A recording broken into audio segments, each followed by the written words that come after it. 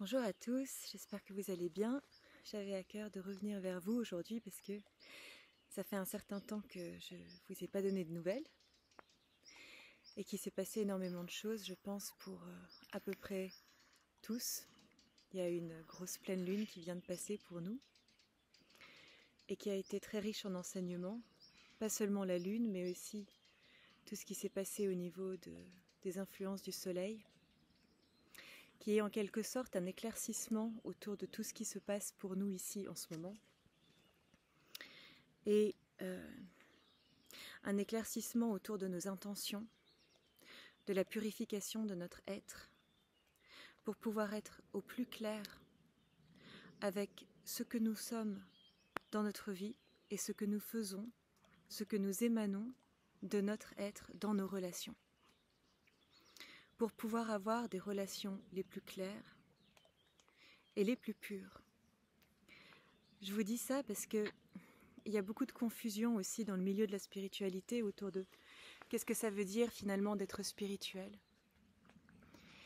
Et que un des grands partages que je reçois et que nous recevons tous en réalité, c'est que la plus grande manière d'être spirituel dans sa vie, c'est de la spiritualiser.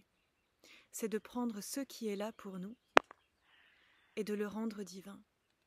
C'est de ne pas fuir les propositions karmiques, à quelque part de la vie. J'entends par proposition karmique ce que la vie a en bonté, l'élan de nous faire voir, de nous faire vivre, pour que nous puissions progresser à l'étape suivante.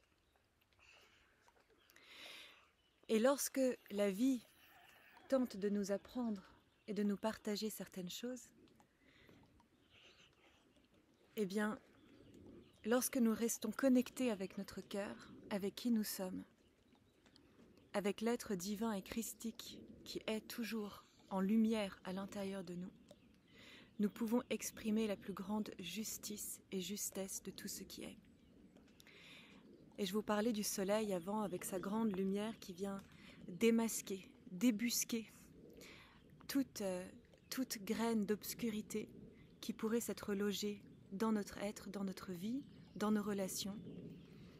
Des graines qui ne nous appartiennent pas en réalité, qui peuvent ressembler à des implants, à des énergies bloquées, à des croyances limitantes, à tout ce qui fait que on peut être en difficulté relationnelle à différents endroits. Ou penser que ce qui nous arrive est injuste. Ou penser qu'on n'est pas à la hauteur.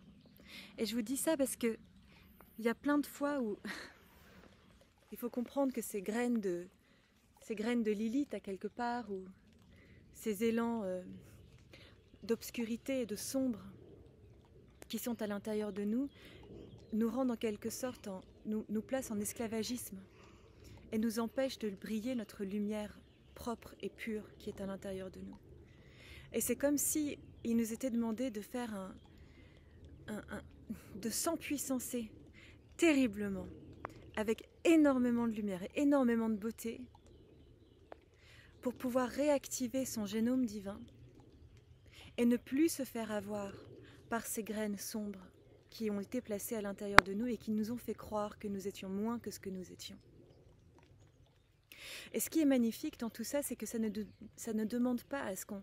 je sais qu'il y a tellement d'expériences spirituelles qui sont là, et que certaines personnes se vantent d'avoir, ou même on cultive la croyance que pour être spirituel, il faudrait avoir vécu des expériences telles ou telles, ou qu'il faudrait avoir fait des voyages astro, ou qu'il faudrait pouvoir canaliser, mais en réalité c'est pas ça la spiritualité, c'est qu'est-ce qu'on fait dans nos relations à la maison, comment est-ce qu'on se comporte les uns avec les autres, comment est-ce qu'on œuvre depuis le cœur, comment est-ce qu'on s'adresse à la source, à Dieu, à Père divin, à Mère divine, depuis cet espace de notre cœur.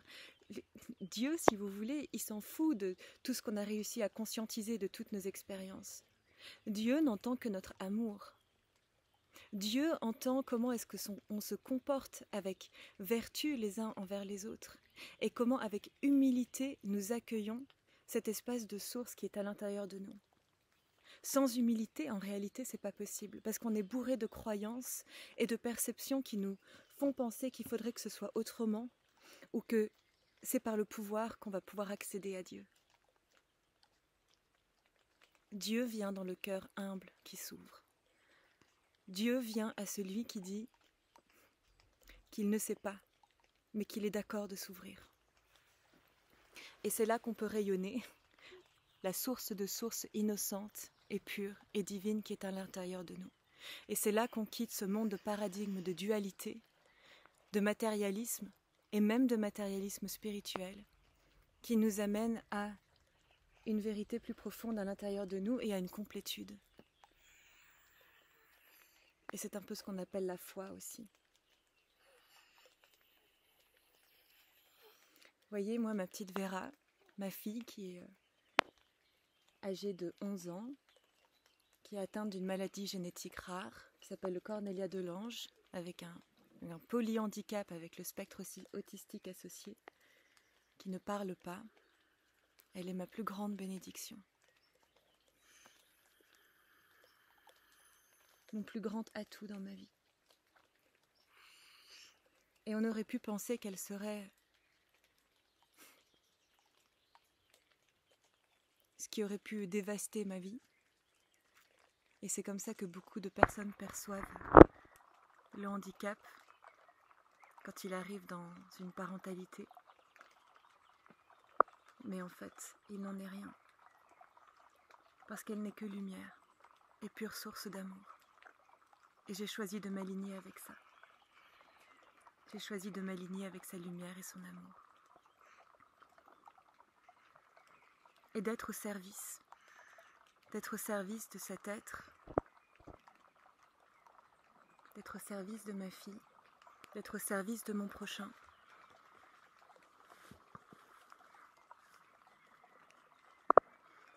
Et ça, c'est une spiritualité appliquée. Tous les jours, je me lève pour la source qui est en moi. Et tous les jours, je demande à ce que la source me guide. Je partage ça avec vous parce qu'il me semble important de revoir tous les paradigmes, de simplifier cette vie spirituelle et de revenir à son essence, de revenir à notre potentiel de manifester la source ici sur Terre, de manifester notre génome divin, christique, ici sur Terre. Christ étant la source qui est en nous, la source Christos Sophia qui est en nous, et de réveiller chaque partie de notre corps, chaque axe énergétique chaque centre énergétique dans notre axe cérébrospinal, chaque chakra. Éveiller notre centre christique au niveau du 3e œil et vibrer cette vérité dans toute notre vie.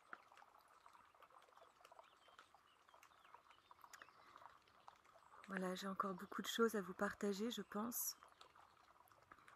J'aimerais aussi juste vous dire que dans cette expérience de dualité et de séparation qu'on traverse en ce moment et avec la vérité qui est faite, avec toute cette lumière qui est apportée, eh bien beaucoup de travailleurs de lumière, anges sur terre, starseeds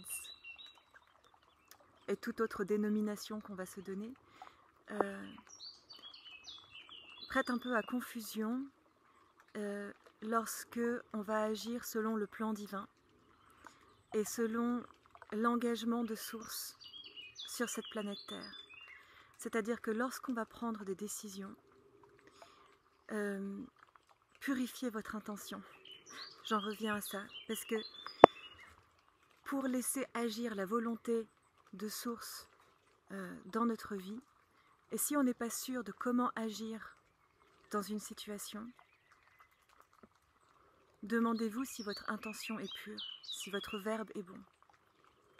Et si c'est le cas, eh bien vous serez juste. Et quand bien même la situation pourrait provoquer des désagréments chez les autres personnes, parce qu'elles ne sont pas encore en alignement avec ce qui est le plus juste et le plus pur à l'intérieur d'elle, eh bien, vous aurez quand même agi par amour.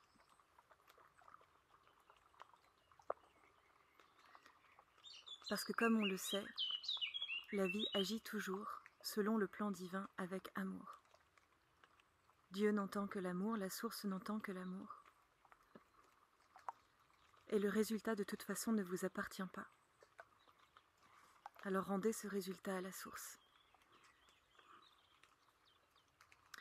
Et je profite aussi de cette petite vidéo pour vous parler de 2 événements qui vont se passer là tout bientôt. Il y a le mercredi 14 à 20h30, il reste encore quelques places pour les femmes qui seraient intéressées par le cercle des femmes d'Isis, qui est un cercle de parole à l'intérieur duquel on vient déposer nos mots, déposer nos pensées, déposer nos sensations, déposer des parts de notre vie pour pouvoir s'en libérer et le partager, laisser cette part-là être entendue. Et cette force du collectif nous permet d'avoir notre verbe entendu, d'être écouté. Et c'est très beau, c'est un très beau processus de guérison. Et donc nous travaillons avec la déesse Isis, qui est toujours là présente ici avec nous, avec moi tous les jours, qui m'apporte tant dans tous ses enseignements, qui m'apporte tant d'amour, de beauté et de clarification aussi autour de mes intentions, qui me permet d'y voir clair. Et je souhaite partager toute cet espace de clarté, de bénédiction, d'amour et de guérison avec toutes les femmes qui viennent pour vivre ce moment avec moi dans les cercles de parole d'Isis. Et encore un autre événement qui se passe avec ma chère amie Anna, qui fait du son vibratoire. Et on va faire un cours de Kundalini Yoga, accompagné des sons de Anna et des miens, et des enseignements divins qui viennent autour de cette nouvelle lune. Une nouvelle lune qui nous propose d'exprimer notre vérité de source, notre vérité divine, et d'être en alignement avec notre verbe, avec notre parole. Et ça, ce sera pour les personnes qui peuvent faire le voyage ou qui sont en Suisse à Genève. Ce sera à Her Street à Genève. Le 18 juin, dimanche 18 juin, à 10h. Voilà, je vous mettrai toutes ces coordonnées, vous pouvez trouver toutes les infos puis inscriptions sur ma page Facebook ou Instagram. Et si vous voulez aussi venir au cercle d'Isis, n'hésitez pas à m'écrire, à me contacter en message privé, en commentaire, peu importe, laissez-moi votre contact. Et je vous embrasse très très fort, à bientôt.